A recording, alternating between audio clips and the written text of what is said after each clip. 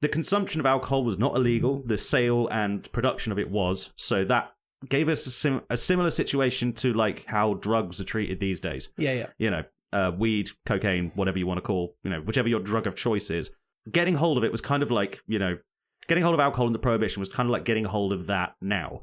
And it's not that difficult, but it is inconvenient. No. So, you know, it kind of cuts down the amount that people do. So what ended up happening is a lot of people started smuggling booze in from Canada. They started going to the doctors for whiskey prescriptions. That was the thing you could get. And the doctor was like, oh, and then he just like slide the 20 across the table. Like, give me my whiskey. Come on, doctor.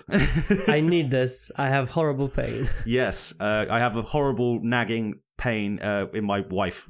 Go. And so a lot of people basically got around the system. And one of the ways they did this and still kept up the social element of drinking, which is the most fun part of it, speakeasies. Yay, speakeasies. Speakeasies.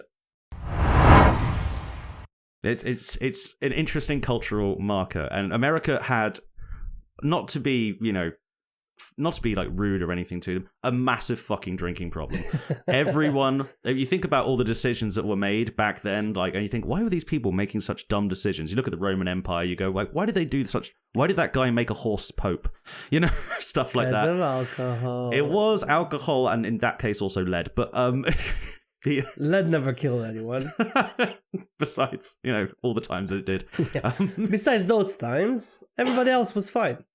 I'm pretty sure everybody else was fine. It wasn't true, but as we are learning in the current 20s, having your society be ruled by people who have got lead in their brains and are like making insane decisions worthy of, like, you know, someone who's just been shot through the forehead.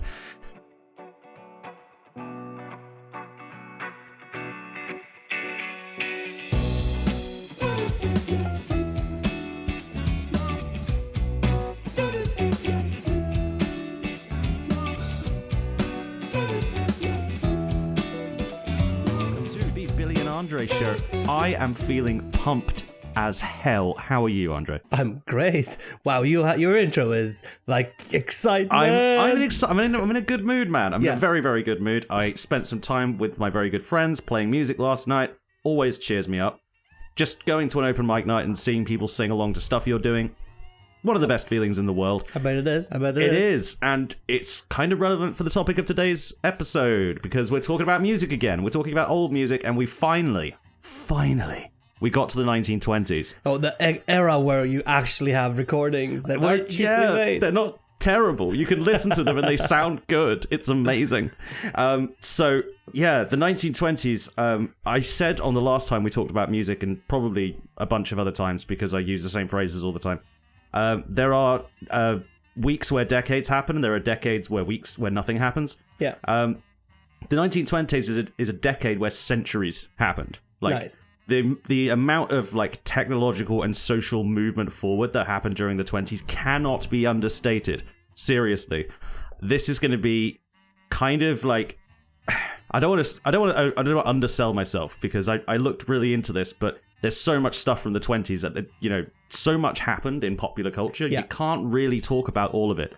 Yeah, well, we can try to talk about a little bit of it. We're going to talk about a little bit of it, and the bits I find interesting. Yeah. So that hopefully you will find them interesting too. So 1920s, what happened in the 1920s? What's like big points of the 1920s? Well, big points of the 1920s. You know what we don't have in the 1920s? The First World War. It was over. So, yay! Everybody disposable income again. Yay! Actually, didn't we have a pandemic in the 1920s? That was mostly in 1919, but there was also the Spanish flu outbreak, which ended up killing more people than the war did. So there was a lot of dead people sort of just around in 1919, 1920. But by the time the 20s finally became the 20s, stuff was changing at a very, very rapid rate, and there's a bunch of different reasons for that. I've said before that music usually changes when there's either a big social change or a big technological change. Yeah. In like the 1900s, you had some technological changes, but not really much social change. In the 1910s, you had like a bit of social change with the war and everything. Yeah. In the 1920s, you had both. Like, you had a big step forward for tech, and you had a big step forward for society. And it's kind of weird because it's 100 years ago now. We are currently in the new 20s, as pretty much, yeah. I suppose as they are calling them. I don't know what they're going to call the 20s. I don't know about you, but how has your experience of the 2020s been, Andrei? 2020s was then. Didn't we have the pandemic in the 2020s? Yes, we did, yes. Yeah, it was great. We were all stuck in the house. It was great. It's not going well, is my point. What? Didn't people enjoy being stuck in their houses? Well, some people were working still. Not everybody was, but some of us were. And the 1920s did not start out with quite such a sour note. In fact, it was basically wall-to-wall bangers of years from 1920 to about 1929, basically. Yeah. When everything sort of went tits up. It's called the Roaring Twenties for a reason. The big changes that happened in the 1920s. The first one is the technological one. We finally got recordings that could do different frequencies from the one before. Okay. So instead of sounding like this kind of old-timey radio recording, you would sound like this type of old-timey radio recording. Is that you doing that? That's me doing the thing where I cut the frequencies. Yeah. Okay. I'm like, what is it doing? I was looking at you doing that to the microphone. I'm like, what? Why is it so close? What's going on there? You will see when I have edited that sound that was properly. Hilarious to see. For those who are numbers nerds out there, the previous recording tech could only capture somewhere between like 140, was it 200 and 2000 hertz. That's all it could capture on with the microphones and recording equipment of the time. These new ones, these new bad boys, between 60 hertz and 6000 hertz. It basically doubled, in size, and all of a sudden, music recordings were listenable. That's good. They were. Radio was popping off, I assume. Everybody kind of had a radio at that point because the First World War happened, so technology advanced. And then televisions, toward the end of they were becoming slowly a kind of concept. They were still, as any new technology is, cripplingly expensive. Yeah. But radios became really cheap because of all the new technology they had. So more people can listen to music. Yeah, more people could listen to music, and they didn't have to, spend a whole lot of money to get it. The radio was so revelation. It was a revelation because it was the first really mass adopted media. Yeah. Usually, when you hear about like radio changing the world, people mention the Nazis and propaganda and stuff like that. Yeah, but that's what they initially used it for. So I mean. Yeah, well, it was used for a whole bunch of stuff. I mean, from the beginning, radio was a massive deal. You had not just music, you had the news, and you had boxing fights and sports events and radio dramas, stuff like, I still listen to radio dramas. You still listen to The Archers, and I find that so funny. Listen, it's a good story, right? I'm really captured by it. I'm an old soul. What can I tell you? That's fair, man. Like, I'm glad that someone in the world still appreciates. I think I'm their only listener at this point. It's just one guy. I want them to just, whenever they talk to there and they start narrating, mention me into the story. Just because I'm the last person and listening. And special thanks to Andrei. And we'll not be clear why. Just special thanks. Thank you for still being here. Yeah. But radio, like the birth of it and the birth of like radio companies and like the 1920s. I think 1920 itself, I might be confusing it with 25, but I think 1920 was when you got the first like proper, this is a radio station. Hello, my name's Steve Jobs in the morning or whatever. Steve Jobs. Oh, sorry. I was thinking of Steve Jobs. Never mind. A different... Sorry. I can't remember who the radio DJ guy was, but all of a sudden, a radio DJ was actually a thing. That's like, an actual job for somebody. Yeah. It's like an actual job that someone could aspire to. You started having sound in movies. That was a big deal. Oh, that was nice, yeah. It's a very big deal. You started getting animation for the first time.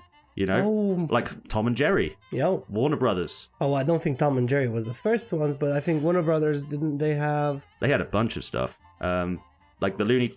Bugs Bunny, early Bugs Bunny stuff. They're not the 1920s, are they? Yeah, there's stuff from the 19... I think it was Bugs Bunny, yeah. My favourite ones were the Fleischer Brothers cartoons. Have you ever played the video game Cuphead? Yes, I did. Yes, I really sucked at it. And that like super exaggerated like movement style where everything looks like it's made out of silly string. Yeah. that was based on the works of the Fleischer brothers. Nice. They created things like Popeye and, stuff like that. Yeah. So everything is really kind of exaggerated and overly cartoony because it's easier to animate. Yeah. So... and they were not drawing a lot of hands. They were not drawing hands, and they were making everything kind of wacky, so they could get away with like errors in the animation. Yeah, and it's a really, really like cool history. Calling on animation. This is it's regarding to animes. Have you seen the Invincible episode when they were Invincible is a TV show about a superhero, blah blah blah. But have you seen the episode when they were actually explaining how they do the animations to actually animate everything quicker? As how they pan out when they talk, so they don't have to animate them out. Yeah, right? that's Or brilliant. they film from the back of the head. I cannot stop seeing it now. It's so funny, isn't it? Like I was literally watching. What was I watching this morning? Oh, Blue Exorcist. I don't know if you've seen it. I've heard of it. I've heard it's good. I could not stop seeing it. Like I've seen it so many times, and I'm like, they ruined that for me. Like it was this magic, like people talking is great, and now I can't stop seeing it. Now your immersion is ruined, and everything's ruined. Completely, they did completely ruin that for me, but it's okay. It's okay. I'll get over it. Yeah, hopefully I'll forget about it. Yeah, you'll forget. Like just drink a bit more, and then you'll forget.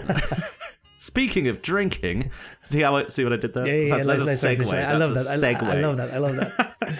What was banned in the 1920s? Drinking was banned in the 1920s, specifically in America. It wasn't worldwide. The UK actually had quite a serious like prohibition movement that tried to, take away people's rights to drink alcohol. You can't take the right to drink alcohol from the UK people. No, they did not take it well. Oh my god, that will be the end of the country. They will rather burn this country down than not have the right to a pint. Yeah, it's one of those. That is genuinely true. There were pamphlets being released, like they're trying to steal your beer from you and stuff like that. Yeah, people were very upset because not only does big business, like big brewing companies and stuff, like they basically run alcohol distribution in the UK much more so than anywhere else. Well, because all the big companies, they have their own trucks, they have their own everything. They have their own menus and like specific. They things. actually literally they will approach you. This is talking for me from hospitality, working in a smaller sort of pub. They will approach you and say, "Can we write your whole menu for you? Can we pay for your menus for the restaurant to be printed out? But you have to buy all your wines and beers from us. Yep. We will print all your menus out. We will give you extra copies every time you ask us for them. But you have to use our products." And most of the time, they also own the building that you're working in, so they have the right to raise the rent whenever they want. No, if it's a free house, so the way free houses work, it's not actually owned by any big brewing companies, as you have Green King, right? Because it's right across the road. That one's not a free house. That one's owned by a brewery. But if you have our local, for example, that is he's a 100% free house, yeah. So nobody can tell him what to do. He owns it. He has the right to do whatever he wants. The license on his name. You can't walk up to him and say, "Actually, you can't sell that beer anymore," because he will literally spit in your face. Yeah, literally. And we will help him. Yeah, like the whole pub would stand up, turn to the person who said that, and just like chase them out with sticks. Yeah, it would not be pretty. It would be great. I always have a pitchfork with me, just in case that happens. Yeah, I always carry around a small bag of rotten tomatoes. Oh, fair enough. That's good. That's a good one. It's planning. It's forethought. That's good forethought. And if you don't use them, you chuck them on the floor. That's free fertilizer for the garden. Yeah, exactly. And plus, you never know when you're going to come across someone who might be, a kiddie fiddler or something. So you can pelt them with rotten fruit. And that's the whole point of, fruit, right? We're off topic.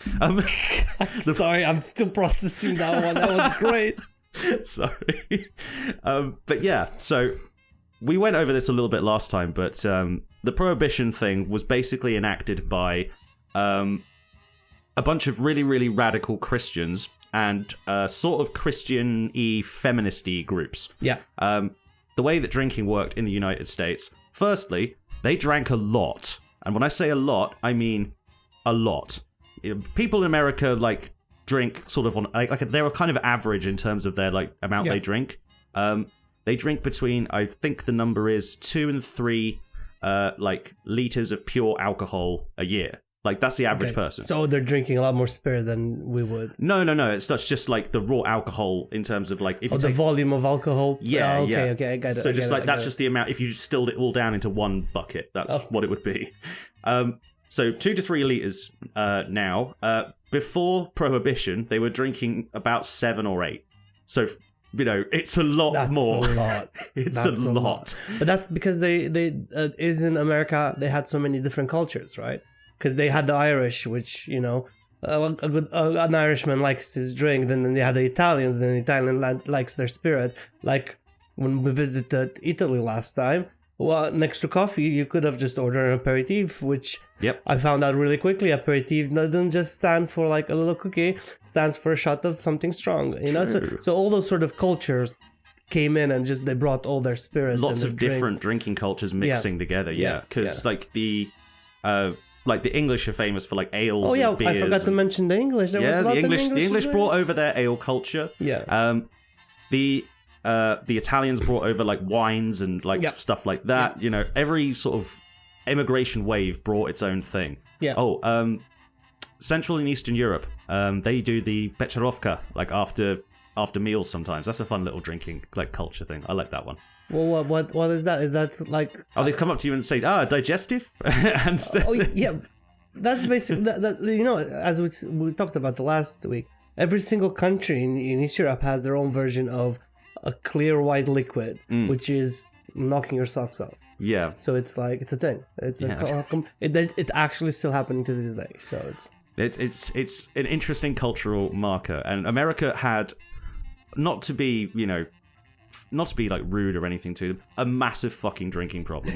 Everyone, if you think about all the decisions that were made back then, like, and you think, why were these people making such dumb decisions? You look at the Roman Empire, you go, like, why did that guy make a horse pope?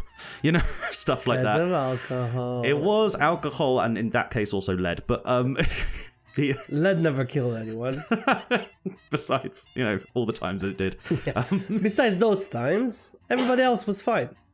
I'm pretty sure everybody else was fine. It wasn't true, but as we are learning in the current 20s, having your society be ruled by people who have got lead in their brains and are like making insane decisions worthy of like someone who's just been shot through the forehead, that's not usually bad. That's not usually good, for a society. No. And everyone in the US was drunk basically all the time.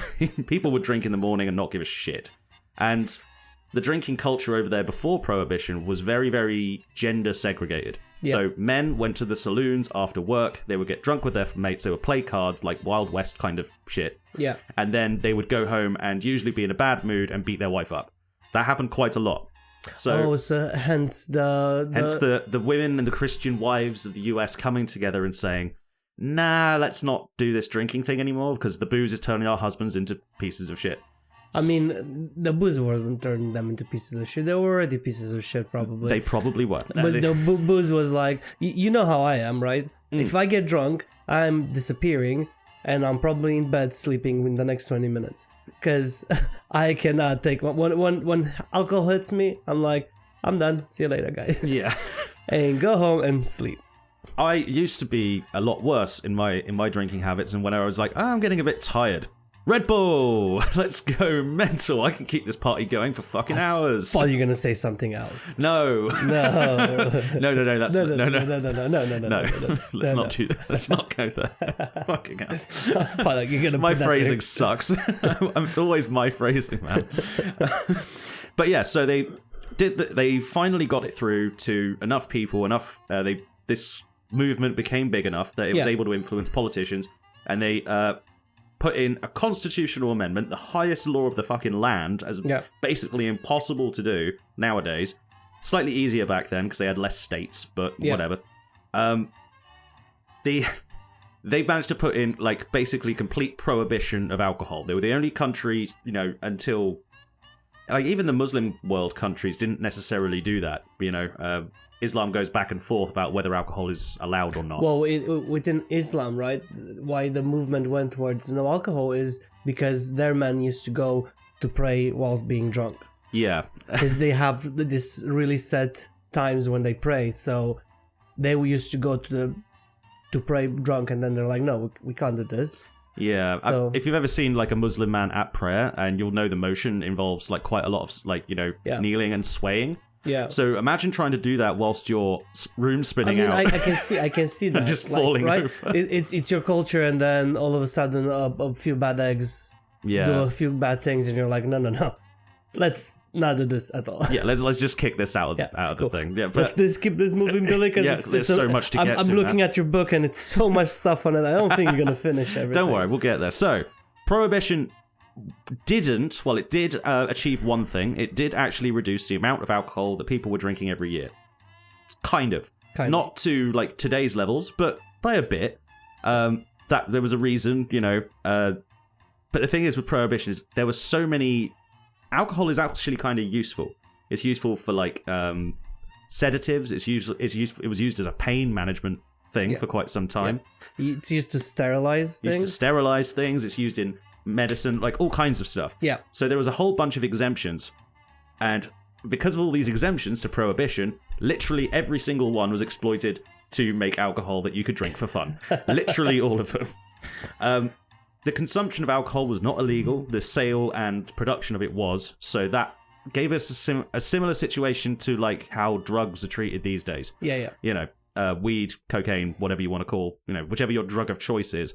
Getting hold of it was kind of like, getting hold of alcohol in the Prohibition was kind of like getting hold of that now. And it's not that difficult, but it is inconvenient.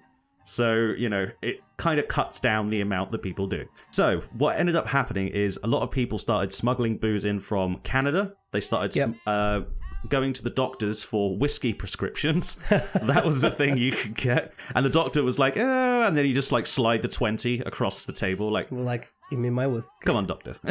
I need this. I have horrible pain. Yes, I have a horrible nagging pain in my wife. Go. And so a lot of people basically got around the system, and one of the ways they did this and still kept up the social element of drinking, which is the most fun part of it, speakeasies. Yay, speakeasies. Speakeasies. Aesthetic, iconic speakeasies. Hidden bars that you needed a password or you needed to know somebody to get to, but they popped up literally bloody everywhere. And it created its own sort of culture. And the culture itself was very, very different from what you would get in like a saloon from like the before times. Well, in the saloon was just men sitting there drinking their whiskeys and filthy maybe everywhere. A horse outside, that kind of thing. Funny enough, saloons back in the day, they always had free food. Really? Well, if not always, a lot of the times had free food. Around lunchtime, they were just giving or having food for a really low amount of money because they were not making money off of the food. They were making money just off the alcohol. They were selling it inside of the saloons. So you will keep people coming back. They're like, oh, the porridge there is really good, so let's go. Don't imagine when I say food, I don't mean like food. I mean like porridge, beans, sausage, and that's about it. Like sort of like street food almost. Almost like a street food sort of vibe to it. But we're talking just about American saloons. I have never seen anything about how the UK pubs were going in the 1920s about serving food. But I seen a thing, and they were like, you would always have food. Always been beans, sausage, and then all kinds of cabbages and stuff like that. That makes sense. Even in the worst case scenario, you'll always have a pickled egg. That would have been like, and it was always free, right? They were always giving it out for free. I suppose it's like the Vegas thing, isn't it? Where, drinking is free in casinos because they want you to stay in the casino and they want you to get drunk. Because they make more money that way. We're going off. Bring it back. Bringing it back with casinos, one of the things that Prohibition causes, almost inevitably, if something is illegal, it means organized crime shows up. Oh, yeah. Mobsters show up. Yeah. And in the 20s, mobsters all of a sudden had a huge meal ticket. Basically, if they could go and nick some stores of alcohol from somewhere, which they did, because all the bars were shutting down, so they basically went out, started stealing alcohol from places and selling it. Yeah. And then they started producing their own alcohol. Yeah. And they started bribing people to make it for them. They started bribing police to stay away from them. They started having arguments over who was going to run the particular operation in this area. Yeah. And that's when you get, basically Al Capone and people like that. Oh, yeah. So gangsters wearing hats. That's when you get the gangsters with hats. So, when we were still downstairs and we're coming upstairs and I told you about Boardwalk Empire. Mm-hmm. So towards the end, because it goes throughout the whole Prohibition period, towards the end of it, they ran out of actual booze in the country and they were importing it from the UK. They were importing it They were getting rum from wherever they could, and they were building different avenues of getting their distribution here. Funny enough, because they built that distribution to begin with, you know Havana Club, as in the rum? Yeah. So that one's one of the first companies that got established after the Prohibition, because they already had sort of a distribution network done, and they're like, we already have the factory, make it legal. Yeah, and they actually Havana's in Cuba, isn't it? Yeah, so they actually made the company there, and they started distributing, like the first sort of raw what Havana Club is, because now Havana Club is like such a big thing. Yeah, now it's a corporation. Now it was sort of a raw thing they did, and they already were able to sell legal alcohol. As soon as it no more prohibition, they were already selling Havana Club. Yeah, because they're like, we're already here. And even worse, they were buying pure alcohol, watering it down, putting caramel flavoring into it, and selling it as whiskey. Ooh. But the problem with pure alcohol, they were taking the alcohol which was meant for hospitals to sanitize things in. Yeah. They put things in it so you can't drink it. Yeah. But they were leaving it in there.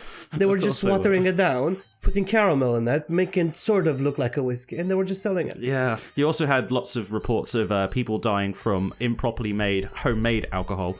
Moonshine. Or distilleries exploding. Or distilleries exploding, yeah. Because it's an under pressure container. If you didn't seal that bitch up, it's gonna explode on you. Literally. It's like, you know how dangerous crystal meth making is in Breaking Bad? Think about that, but like with booze, and like it's in your house. Again, the way you make your transitions into stuff, I'm like, well, you know how hard it is to make crystal meth. Last time I made it, I expected you to say that. I'm like, dude, don't.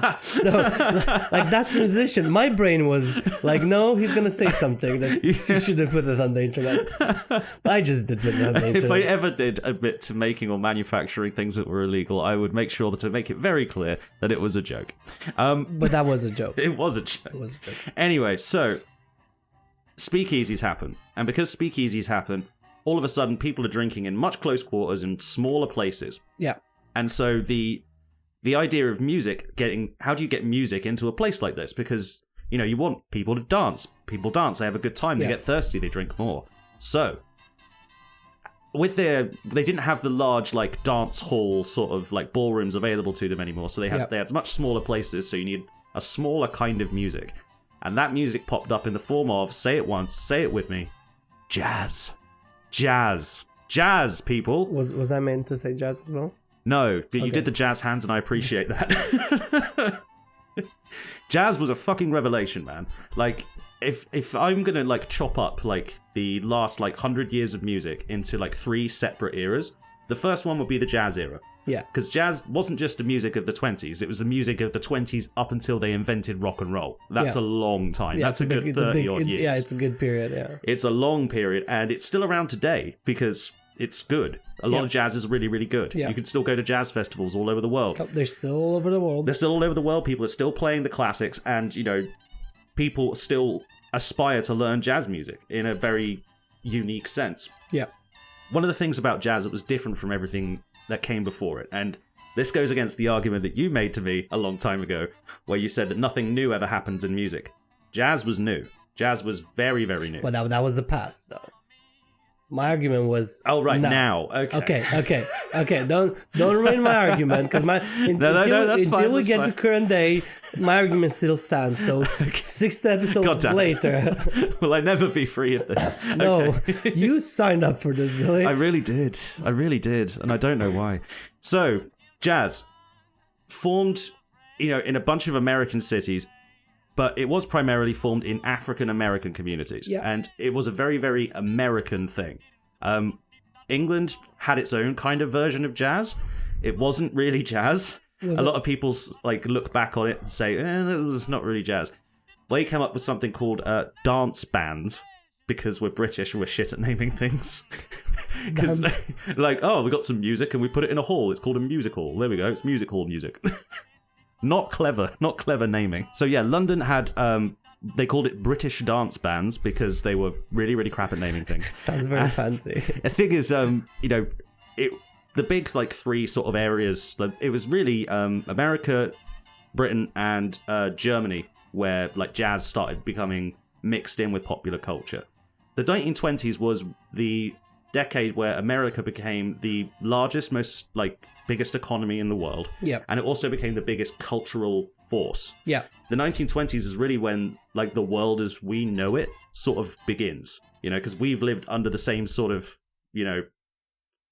everything's been in that way basically since the 1920s. Well, you probably before that you had just a lot of countries just colonizing and doing that sort of thing. America was still part of the British, French, and no, it was independent still. No. I mean, when colonization started, the colonies were the British and the French in North America and things like that. And then that moved away, and now all of a sudden you have America coming up as an actual thing. Now it's become taking a proper, over, and it's taking over. It's basically exporting goods, like cars and things like that. Cars are becoming a thing. That's another huge change. Can't get into it. Not enough time. Yeah. But they're exporting their culture, and the culture was jazz. Jazz was primarily it popped up in a bunch of places, most notably New Orleans, New York, and Chicago. Yeah. Chicago, funnily enough, one of the biggest reasons it popped up so much there is because of Prohibition. It was Prohibition, and it was Al Capone. Oh, yeah. Al Capone was a strange guy, if you've ever read anything about him, but he was quite proud of the fact that he was of Italian, immigrant descent. And he didn't like the fact that America was pretty racist towards the Italians when they first showed up. Yeah. So he thought, he actually empathized a lot with African Americans, and he thought, well, these guys are really good, eh? So I'm going to give them some jobs. And then, that's New York accent, whatever. But but he was he actually instructed in, one of his big clubs that he ran, because there was two types of sort of, places to go to enjoy jazz. There's speakeasies where, you find small, up and coming kind of guys. And then you have big jazz clubs. Yeah. Like the Cotton Club. The one in Chicago, there's so many cotton clubs that it actually confused my research a bit because they're all over the place. Yeah. But are there still any cotton clubs left? No, they mostly have shut by now, but they basically were where all the great jazz artists cut their teeth and got big and got famous. Because this is, politicians would visit those places. Nice. Even though they were run by the mob, they would visit those places. I mean, listen, it's basically the same now with America, so nothing really changed culturally. The elder people that are in charge of America, they're kind of mobsters, and they're corrupt AF. True, but I can't see Donald Trump showing up to a jazz concert. No, he would not be smart enough. I have one for my bingo He'd be gazing list. out of the window like a child, and he would completely. Oh yeah, this jazz is it's very good, very jazz like. Well, have you seen? Well, if you're going on that topic, have you seen King Charles's new podcast on Apple Music? So he has a music podcast. I've seen his playlist. It's like what? This doesn't even make any sense. Yeah, he does the hand thing. Oh, you need to. I'm gonna have to put. Let me put the note. Yeah. Put a video overlay of him doing the hand thing you're referring to, because no one's gonna get it besides you. Even I'm not sure. Okay, I'll put the video in there. Video here. Yes. Okay. There we go. We're going. Did you see the thing with the hands? Really weird, right? It is really weird. I don't know what he's doing with it.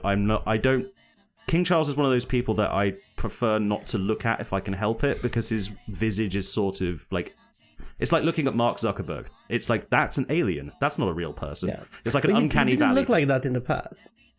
What, Zuckerberg or? Zuckerberg. No, he always looked like a lizard. Seriously. Always, in the beginning, he wasn't like that. No, I remember he morphed into that because he changed his skin so many times. He looks different now. It does look like he changes his skin. That's the strangest. That's the most accurate thing I've ever heard said about it. Yeah, because it's snakes could change their skin. Yeah. So he probably did the same thing. And I think once that's why his skin looks so strange. Yeah, that's why once the skin didn't come off right. So there you go. Okay. Music, jazz, Cotton Club, organized crime. But yeah, Al Capone was really sympathetic to the plight of African Americans. He thought they were treated like shit because they were. Yeah. So he's like, right, we're gonna get these guys we're gonna get these guys good jobs, and they're gonna kick ass, and and the music was really, really good. Yeah. It was people from New Orleans would New Orleans jazz has got it's a long, long history of jazz in New Orleans. Yeah. Ragtime, a lot of the big artists were based there. A lot of really famous jazz artists come from there, and they grew up playing there. And New Orleans jazz is the classic sort of traditional model of jazz. Yep. It's all high-skilled, very, like, fast, it's loud, it's, like, got this complexity to it, and it's also very, very heavy on improvisation, making shit up as you go along. I mean, nothing wrong with that. No, nothing wrong with that. Look at this podcast. Exactly. It's like you have a big book in front of you, but I don't think you read all of it. I'm just saying, it's been just improvisation. Yes, that's basically what we do. Yeah, but it was a move away from, like, you know, when like an orchestra would play, they'd have sheet music. Everyone knew what they were supposed to be doing. Yeah. You stick to it, or you get looked at funny by the conductor. You know. Yeah. Nowadays, he was chucking the stick at you. Yeah. But now it's gone from like guys in suits playing violins very softly and, you know, into an orchestra hall to, you know, loud, obnoxious brass instruments and, you know, dueling, you know, trumpet solos. Nice. Pianos going back and forth and doing call and response lyrics and, you know, all kinds of crazy new ideas are just being thrust together in New Orleans. Yeah. And all those guys from New Orleans figured, well, New Orleans is cool, like, and it's like a good scene around here. Yeah. But like all the money is up north. Because the North let's go up north. Let's go everywhere. Let's go to Harlem and New York. Let's like expand culture there. Let's go to Chicago where there's a lot of money because, you know, there's a lot of these guys, you know, they're making a little bit of money up there, you know? So the American Mafia at that point, they were all run out of New York City and they were all divided in regions, right? Mm-hmm. So there were different heads of different families running different regions and they wouldn't go on each other's territory. So they kind of isolated all the money there, as in they lingo money up there, because they were like biggest ports were New York, where Chicago is a big port, isn't it? Yeah, Chicago's a big deal. So everything that had like sort of a big port, a big industry, how can you smuggle stuff in or get them legal? It all happened there. Yeah, it did. I mean, all the speakeasy stuff, that was all like in cities for the most part, the big cities. Yeah. On the outskirts, I mean, I would imagine in the outskirts nobody will actually enforce prohibition. Like, it's like let the honest, farm. The farmer needs, you know, he's in Montana doing cattle. Why would you even care about that guy up in the mountains, right? If he ever gets any alcohol up in the mountains, you know. Most of those guys, they were farmers. They knew how to make alcohol anyway. Well, not they worked Montana, it out. because Montana's mostly cattle. Yeah, that's true. Because the winters are really harsh. I'm watching this TV show, that's why I know so much. It's actually in the 1920s. Oh, really? Yeah. So I'm like, I know. Yeah. But no, things like cars were becoming a thing. So booze smuggling was all over the place. Yeah. And, you know, with that sort of movement around of like booze and, you know, the fights over organized crime, like culture, like you say, became like kind of localized as well. Yeah. Like New York jazz and Chicago jazz and New Orleans jazz, they all sound slightly different. One thing, like after it moved out of New Orleans and like got into the rest of America, most of those places, they kind of sort of refined it. They took out a lot of like the improv stuff, which was supposed to be what the soul of jazz was. So a lot of people just doing their thing. Yeah, but it's best to sort of describe this. We got to talk about one person who probably had the largest and most important impact on jazz, and you already know his name. Everybody knows his name. You've definitely heard of him, and if you think you haven't, you're wrong. Louis Armstrong. Oh, Louis Armstrong. Yep. Specifically, Louis Armstrong and his boss, a guy called Joe King Oliver. Joe King Oliver was kind of his he was like his mentor, basically. Yeah. He picked him up when he was like a kid. Fun fact about Louis Armstrong, which you might not know, when he was 15, he was going out with a prostitute, and as you do, the prostitute lady ended the relationship by stabbing him in the shoulder, and then his mum nearly choked her to death. Put her in hospital. Yeah, so, I can see that happening. Yeah. Definitely see that happening. Louis Armstrong was an interesting guy. He was very, very loud. He made his presence known. He was very colourful. He was a charismatic and happy kind of guy. Yeah. And that sort of comes across in the way he plays. Yeah. Especially when he's on the trumpet. That's his happy place. You can just sort of tell when you listen to it. But he was basically one of those prodigies. Like, he got like given a trumpet by some guy when he was like 13. And just never let it go, and just kept playing it, and became the best trumpet player that ever lived, you know. And he did a set of recordings with, it's called the Hot 5 and Hot 7 recordings. I'm not sure if they played live together, but there was a bunch of like his musician friends, all the best guys at the time. They just did banger after banger after banger after banger, these recordings got sent out basically everywhere and got very, very popular. They got sent on radio stations and places like that. And through that's kind of how like Louis Armstrong he was like, what, 25 when he made those? Fuck, no. He was very young, Very young guy. He lived like up until like the 60s, I think. Like he was still making music for most of his life. He was always active. Would this be the period where you see people like Frank Sinatra? No, they came along a lot later. They at this time, like most of the people involved with like making and playing jazz were black. Like pretty much like a good solid chunk of them. Yeah. Sinatra will come along a bit later. I'll get to it because jazz is still popular in the 30s. It's still popular in the 40s and the 50s. Yeah. It took different forms and it changed, like kind of like rock did from like the 50s to like the 90s. Yeah, because it's not the same rock. If you listen to Black Sabbath and then you listen to anything else, you're like, it doesn't sound the same. Like there were big changes in the style, but like the core elements kind of stayed the same. Yeah. And this is true of jazz as well. Like jazz has brass instruments, pianos, wild drumming stuff, crazy beats. Yeah. It's very rhythm focused, and that's just kind of what jazz became, and it's largely because of Louis Armstrong and a bunch of guys just recording, like just so many songs and blasting them out into the wider culture. Yeah. And because of that, like that's how the music kind of got its way over the Atlantic as well. Yeah. And if you notice, all the great like British jazz acts that came up. I don't after know, not even one of them.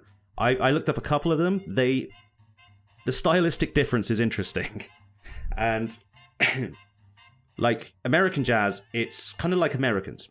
It's loud, it's in your face, it's energetic, and it's like, hey man, enjoy, and cool, aggressive, in your face, fast paced.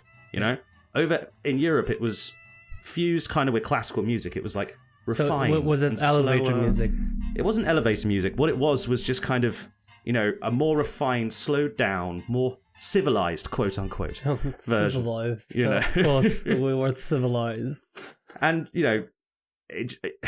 it's a very, very the British one is in particular. I'm just like, wow, the energy is just totally different. Like it's very pleasant to listen to. Yeah. But it's pleasant. It's not exciting. It's not vibrant like the American stuff was. If you're looking for jazz, and especially in this era, then the US was just beating everybody out of the water. They were just well, they technically invented it, right? They invented it. They did it the best. It's their thing. Yeah, it was their thing. The German, the good things that came out of it. The German jazz in Berlin was basically the same because it was just so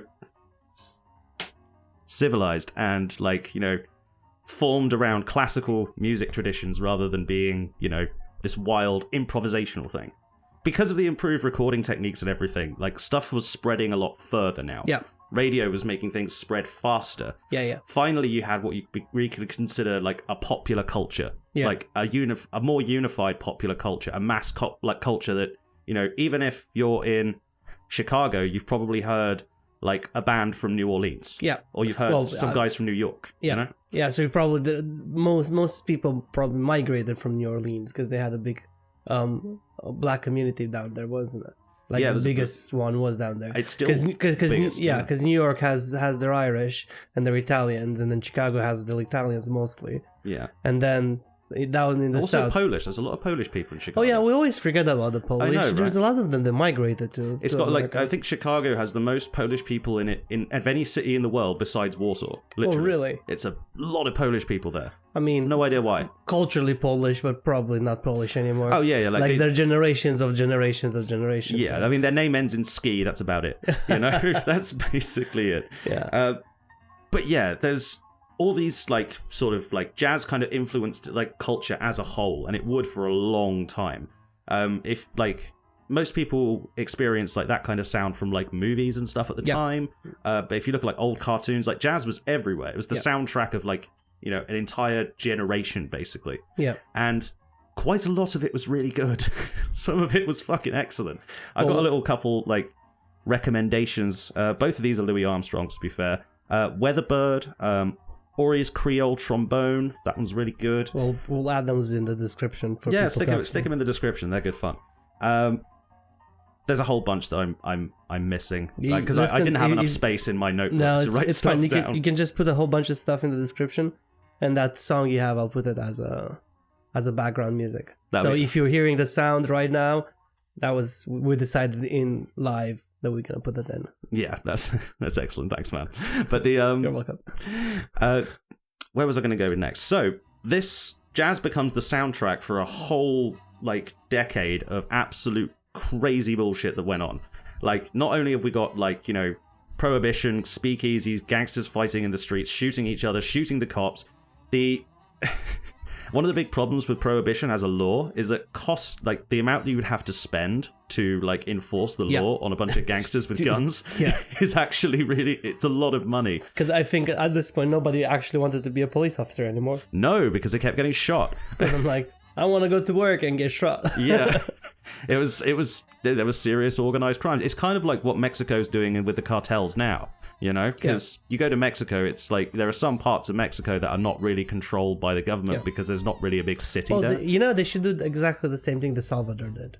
Is it legalize drugs? No. Because that's what they did with prohibition, and it worked.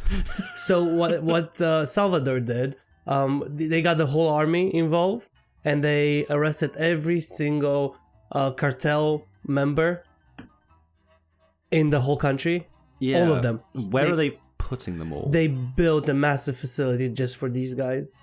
And then they separated them, the ones that were just getting into it and the ones that were like already really into it, as in they had a lot of debts underneath them.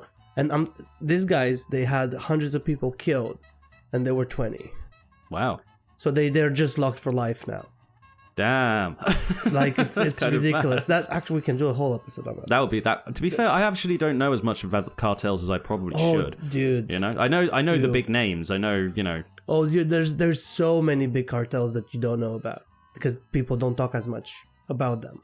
But anyway, we should definitely do. Yeah, let's go. Let's go back. The point is, the mafia were running the joint. They were kicking ass. They were taking names. The police could not do anything about them. The only way they could, compete with the gangs in terms of firepower is if they massively increased the police budget. Yeah. Which they didn't do until the 70s, which was a long time from then.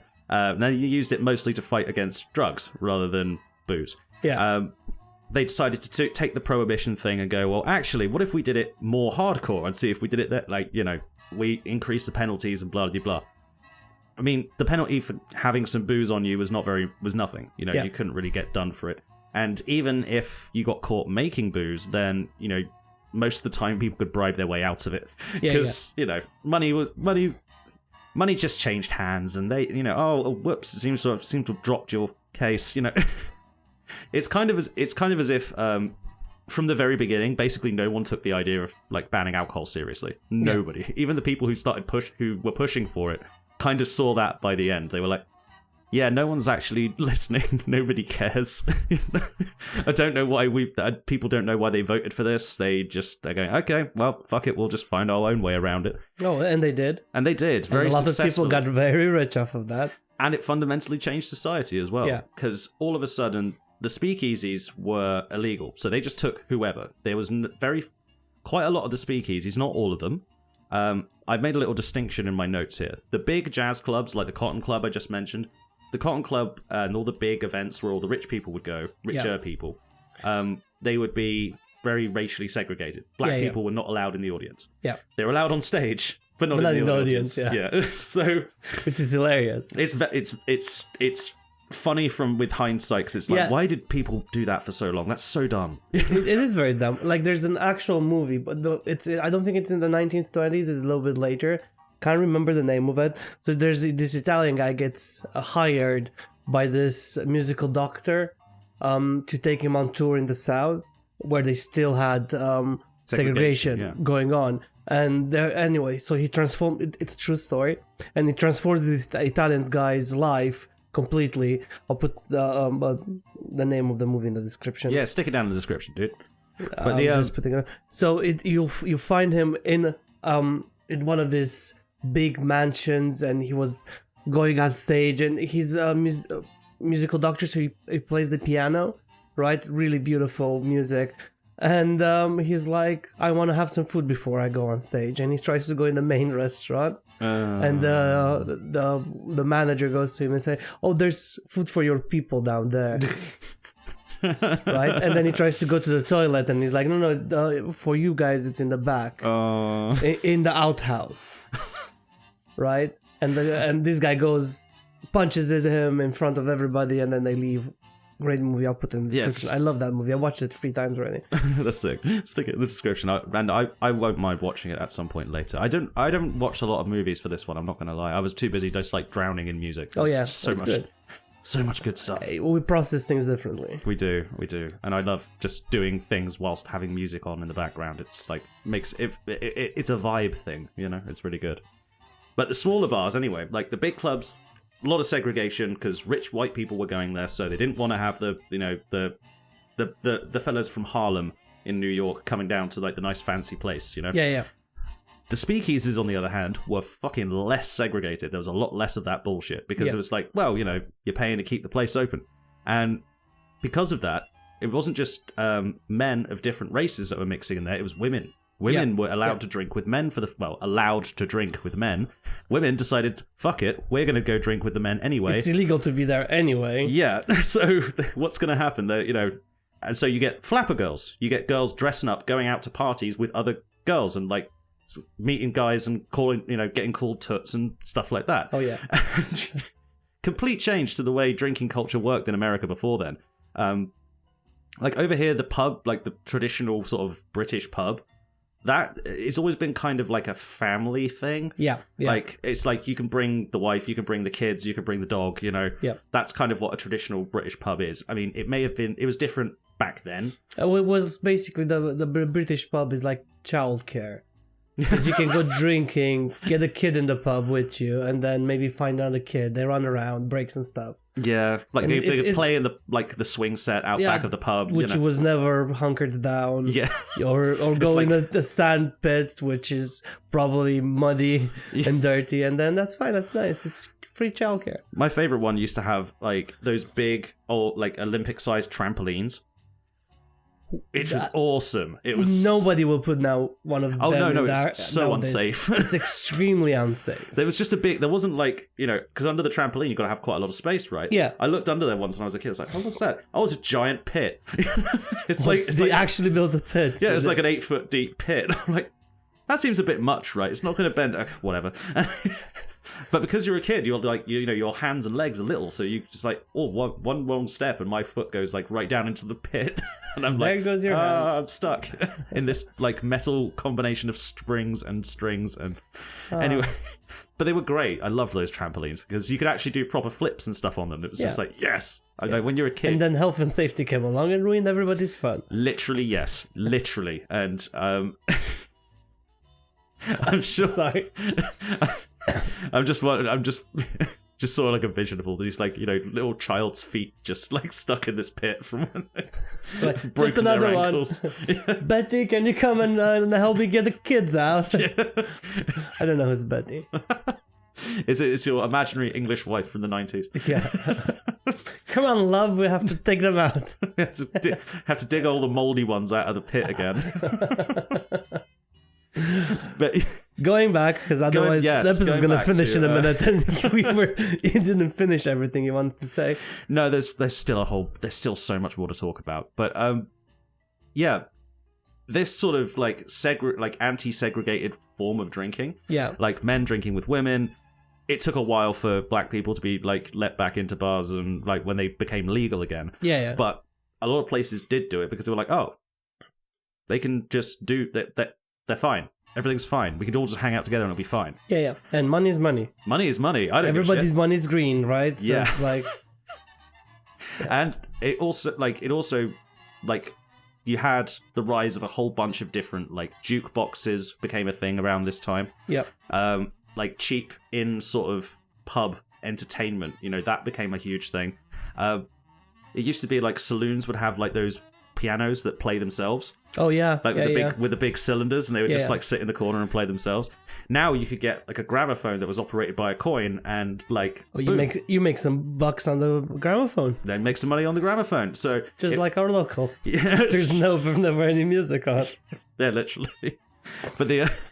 But you also got like, you know, guys like who were, you know, would later go on to like change music forever. You know, all of them were sort of like going to speakeasies with a bunch of other people, and there'd be like a piano or like a little space in the corner, and like 4 or 5 guys or 3 guys or whoever could set up and just play some sick jazz, you know?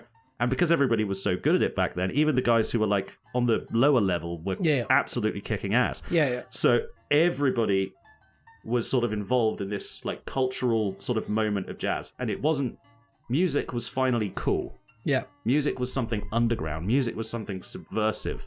It's always like that. Music, if it's underground, is the coolest thing in the world. Yes, it is. So if it's not popular, if not everybody's listening to it, it's so cool. Yeah.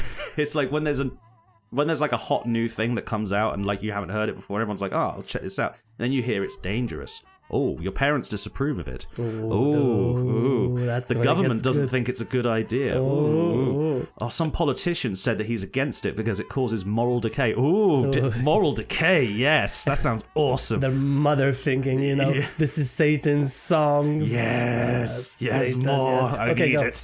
I'm going to go see Judas Priest. Yeah, that's basically what happened to, like, ever since jazz. Jazz was kind of the first big one of that. And because I think it was mostly because it was black people doing it. Yeah, that's why. They would call it various versions of slur words and music. You know, fucking racist. It's the 20s. I mean, things get better, but you know, it takes a while. Takes a long while. But it got a little bit better around the 80s, right? With racism, sort of and sort of not. Anyway, we'll talk to that when we get to it. Okay. But anyway, in the States at least, this speakeasy underground sort of jazz culture became, you know, it wasn't just like the top of everyone's, like, it wasn't just on the radio. It wasn't just like a big musical deal across the world. It was also like the underground cool thing as well. So people started experimenting with new types of jazz and like trying to push this even further. And as we'll see in the 30s, when we get to the 30s, that's when it starts to be expanded into what you might call, like, you know, just a huge stratosphere of music, because music itself got bigger. Yeah. You know, because it wasn't just a niche thing for rich people anymore. It wasn't just for like the dance halls. It was for everybody. Yeah. So that's when people realize, we can actually make big money off of this. And yes. That's when it started to be like, okay, now we have proper artists. Now we have public figures that are the celebrities that create the music. So it's a whole thing. Yeah. I mean, Louis Armstrong was a big name and still is a big name, not just because he was really, really good, and he was also associated with a bunch of other people who were really, really good. Yeah. Louis Armstrong kept his career going for so long, like through the 30s and the 40s and the 50s, and, you know, he kind of popularized, you know, stuff that would revolutionize he had entirely new ideas. Yeah. He popularized scat singing. Oh, yeah. I'm a scat man. No. I think that song came much later. That was in the 90s, yes. Okay, because I was like, wait, I know that song. It's probably much later. It really was. But fun fact, Scatman John, the guy who did the Scatman song in the 90s, like with the dance beat behind it, he actually did a tribute song to Louis Armstrong, where he takes Louis Armstrong like clips of him like playing and him speaking, and has a conversation with him about, hey man, you want to have a jam? Wow, sure thing. It's a great song, and it's just him singing about how great Louis Armstrong was. Yeah. And it's like, oh wow, that's really nice. Thanks Scatman John. That's a really good song. I mean, I like it when artists do that. Like, they actually look at the past and say, yes, I got inspired by you. Might have used your music because I ran out of actual music in the world, and I'm then thanking them for it and not hiding behind the fact that, oh no, actually this is an original, I came up with this. No, you didn't. Yeah, it's not like the P Diddy thing of just sampling and just rhyming. Dude, that man sampled everything. It was literally everything. You got what I'm saying? Okay, I missed that. Sorry. You know what I mean? You know what I mean? The thing is, like, you know, Diddy was already a criminal to me, and that's because he's a thief of music. So no. That's the least of his crimes. I know, but it's like I always wondered why no one called him on his shit. Because, like, you know, musicians can call you out for sampling them without permission and stuff. Like, and he sampled a lot. Well, so, isn't sampling a free-for-all? Not really. Like, you know, you usually would get permission. It's just the done thing, you know. You would ask, like, hey, I want to use this sample. Can I use this sample? Is it okay? You know, sometimes you'll even, like, call up, like, if the artist is dead, for example, you would call up their estate or whoever's running their, like, affairs now that they're gone and say, hey, do you mind if I use this as my song? I'm going to do a remix of this and do it with that. Depending on how much you use, you know? Like, if you're going to use a big chunk of it, like P. Diddy used to all the time. And I always wondered, why is no one in the music industry calling this guy out? Oh, because he was supplying them drugs and prostitutes. Yes, and he had tapes of them doing stuff that was illegal. Dude, that's even not even a question, you know? Yeah. Like that. Well, you know, which it explains a lot. That's all I'm saying. We're going in controversial territory. You know, which is going to be the next big one to come out that they're horrible human beings. I'm interested because I've made guesses about people before and been very wrong. Oprah Winfrey. Oprah? Yeah, she is already friends with all of them. P. Diddy. What's the big director that got done? Weinstein? No. It was Weinstein. Yeah. Also Epstein, yeah. So she was friends, and there's pictures with her, with every single one of them being really close. And Prince Andrew, of course. Oh, well, to be fair, and she also knows the royal family. She's connected to, yeah. So I'm just saying, next big one, it's going to be her. I don't know, because I thought the same thing about Bruce Forsyth and Cliff Richard. For the longest time, I thought they were going to get caught. Yeah. But they haven't yet, so... Yeah. No emphasis on yet. No. But this is a conspiracy theory, all right? This is not fact. Yeah. Allegedly. Allegedly. I mean, let's be fair. If Oprah has, like, done something evil, then we'll probably find out about it, and it'll probably involve, like, exploitation of, like, child labor or something like that. Probably. It's the same, like, what was the blonde lady? She was also a comedian. She was never funny. What's her name? Amy Schumer? Well, yeah. Yeah, but not her. She had big TV shows similar to Oprah's. Oh, Roseanne? No, not same size. I can't remember her name. Anyway, I'm just trying to think. Big, like, blonde comedian lady had lots of TV. Yeah, she's lesbian. That doesn't narrow it down. Oh, for a second. Anyway. Oh, Ellen. Yeah. She's a horrible human being. I didn't expect her to be a horrible human being. Yeah, I kind of did. Like, okay. Yeah, just if you see her in interviews, she's kind of like one of those people who smiles too much. Like, it's like a little bit of a psychosis. It's like me at work. Yeah. Yeah, when you're lying, you know, just your face is lying, and it's like obvious, and it's just like, you look disingenuous as fuck. Please stop doing that. Wrapping? We should wrap it up. God, I could go on about the 20s forever, man. There's so much cool shit. We can come back to the 20s next time. Yeah, maybe we... Because we talked a lot... Maybe. It's hilarious because we talked a lot about prohibition. Yeah. Because they're kind of hand in hand. And It's true. And the thing is, there's so many cool, like, stuff that, because of the 20s, happened. Like, most of my, like, real favorite jazz performers, though, weren't, like, big until the 30s.